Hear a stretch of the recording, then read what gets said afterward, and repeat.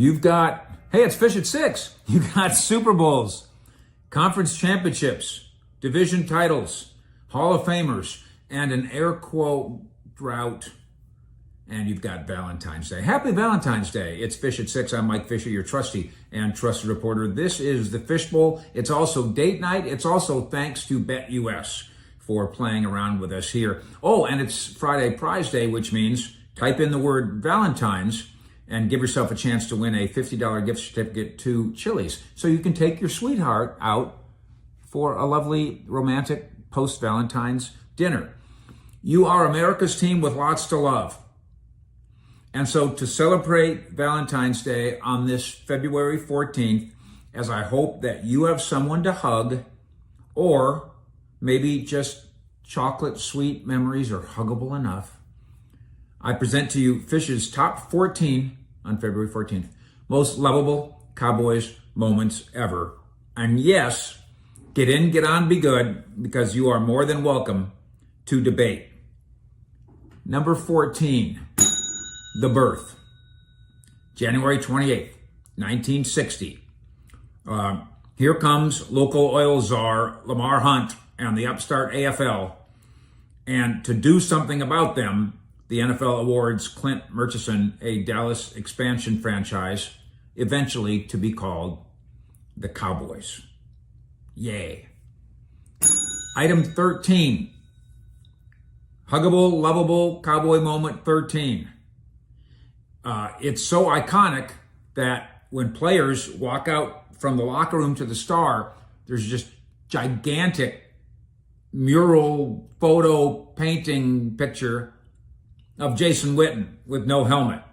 November 4th, 2007, Jason Witten, who Bob Lilly was Mr. Cowboy, but Witten played through a broken jaw, sprained ankle, lacerated spleen, and a bad run as an analyst on Monday Night Football. But his best run, that signature moment, a 30-yard jaunt, no helmet, as he bowled downfield against the Eagles. By the way, this elbows out another signature sprint.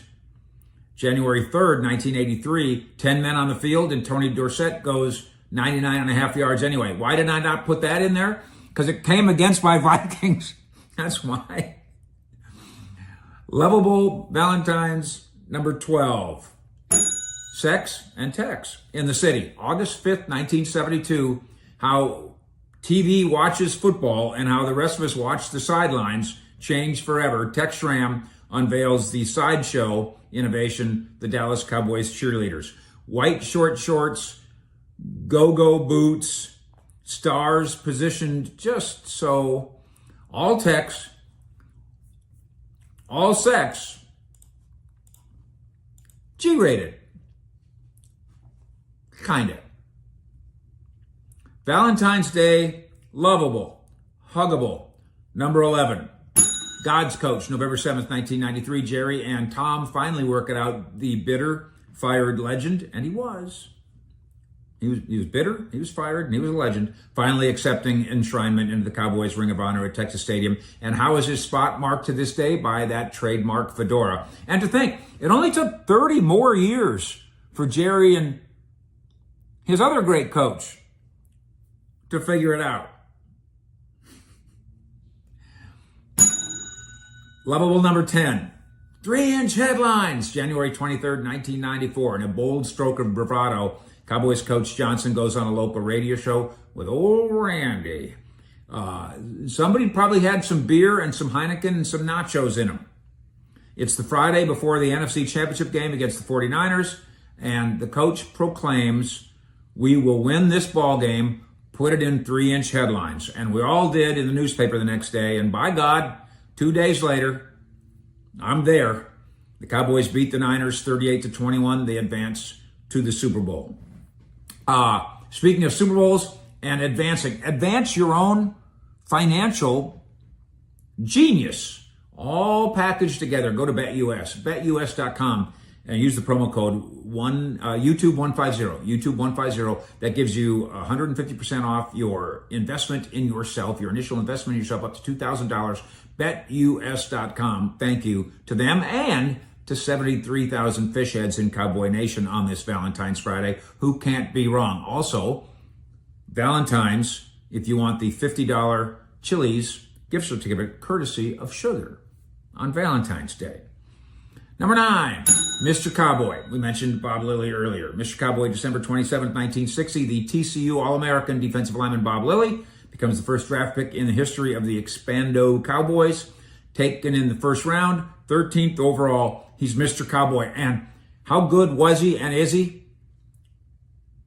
All these years later, he's still that. All great Cowboys later, he's still that. And he goes on, of course, to the Cowboys Ring of Honor and the Pro Football Hall of Fame. Lovable number 8, the triplets. And of course, we could take a bunch of Cowboy players from that 3 Super Bowl winning time and you could do 14 guys just off those teams and make a similar list. Hey, there's another Valentine's Day next year, maybe we will. But we're going to bunch them together, Aikman, Emmett, and Irvin, inducted together in the Ring of Honor on Monday Night Football. And the Cowboys lost the game to the Redskins. Number 7, America's team. Here the Eagles are today. Eagles are having their parade today, and they're saying they're America's team. That's not how it works. Last year, the Chiefs said, we're America's team. Not how it works. Patriots, but look at our team colors. Not how it works. February 12th, 1978, NFL Films, searching for a title for the Cowboys season highlight film in wake of the Super Bowl victory. They get a suggestion of from Doug Todd, Public Relations. He passes it up to NFL Films, to Bob, I can't remember Bob's name. And they're smart enough to say, yeah. They play off the Cowboys' unparalleled success and popularity of the time. And Todd says, call it America's team. Every year, some new team claims it, but that ain't how etched in stone, institutionalized nicknames work, y'all. Lovable number 6, the hole in the roof. October 24th, 1971. Dwayne Thomas helps christen the new $35 million Texas Stadium. You got it done for $35 million back in 1971. The first touchdown scored there, 56-yard run by Dwayne Thomas, paves the way for a big victory over the Patriots, 44-21. Dallas's doomsday defense gets 6 sacks. Won by Bob Lilly, as he's wearing only one shoe. And God was able to watch it all. Why? Because there's a hole in the roof. Lovable Cowboys moment number 5, the Herschel heist. October 12th, 1989. In one of the biggest and best trades in all of sports history. Right? The Lakers right now think that Luka Doncic is right behind it. The Cowboys deal Herschel Walker, good player, to the Vikings for a package that helps them win 3 Super Bowls in 4 years in the 90s. In return for Walker, Dallas gets 5 players, 5 conditional draft picks, 3 high draft picks, and it turns into Emmett and Darren and Marilyn and Harper, and did I mention the 3 Super Bowls? Lovable number 4. How about them Cowboys? Put it in 3-inch headlines. Pretty good, Jimmy.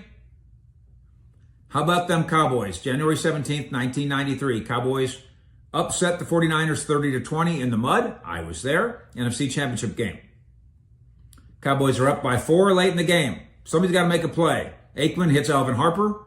Game-clinching 70-yard pass. Dallas goes to the Super Bowl. And Jimmy famously exclaims, how about them Cowboys? And then doesn't think to trademark it. Oh. But a dynasty is ignited. Lovable number 3. Tomorrow's champions today, January 16th, 1972. Roger Staubach named MVP. Doomsday defense dominates 24-3 victory over the Dolphins. And the Cowboys win their first Super Bowl. Bob Lilly gets the iconic 29-yard sack of Bob Greasy, and the Cowboys Only one of just two teams holding Super Bowl opponent without a touchdown. Item 2, number 2, the Hail Mary, of course. December 28th, 1975, Staubach, 50-yard touchdown pass to Drew. Again, cheating against my Vikings. And the Cowboys shocked Minnesota, 17-14 playoff game at frigid Metropolitan Stadium. Staubach, in his self-effacing way, continues to claim, I just closed my eyes and said a couple of Hail Marys. A little more than that. But the ball found Drew for a shocking touchdown that launched its own genre, its own saying. Hail Mary is now, it's not just a Catholic thing anymore. It's what a lot of people call a lot of things. And the most lovable moment in Cowboy history. Talk among yourselves. And by the way, happy Valentine's Day. Thank you to the Fish Heads in Cowboy Nation and to Bet US. Number 1. Number 14 was the birth. Number 1's the rebirth. February 25th, 1989. The Cowboys are stunningly sold to Arkansas oil man Jerry Jones. Don't kill me here. He fires Tom, hires Jimmy, and sets into motion the most tumultuous, winningest, losingest, dramatic, crazy, funny, horrible, exciting, thrilling, depressing, incredible 35-year sports run in sports history. And it's like Valentine's Day chocolate. It's number 1. It doesn't mean chocolate's always going to be sweet. Okay? Fish.